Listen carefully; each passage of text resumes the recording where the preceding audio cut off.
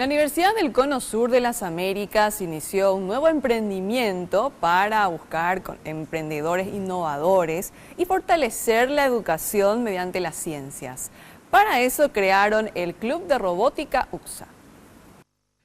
El proyecto nace tras la unión de profesionales entusiastas que ahora encabezan esta revolución en la educación. Dotados con una tecnología y las herramientas necesarias, buscan afianzar a la robótica en la institución y en toda la región. El objetivo del club, mediante cursos, es desarrollar en niños y jóvenes conocimientos avanzados para que puedan ejecutar proyectos tecnológicos íntegros de robóticas. El mundo de hoy y del futuro es el mundo de la tecnología. Los chicos tienen que estar preparados como para afrontar la realidad. Y esa realidad forma parte de tener conocimientos, en este caso a través de la robótica.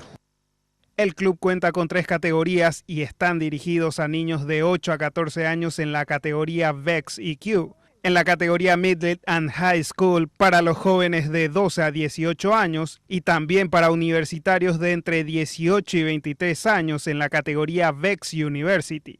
Los instructores serán los campeones en robótica nacional e internacional, galardonados con un premio en el Mundial de Robótica Team, realizado en los Estados Unidos. Estos robots son creados para llegar a lograr determinados desafíos. Ciertamente no cumplen una función, cumplen una función específica, pero no es algo productivo como la gente generalmente dice. ¿Y qué hace tu robot? ¿Juega?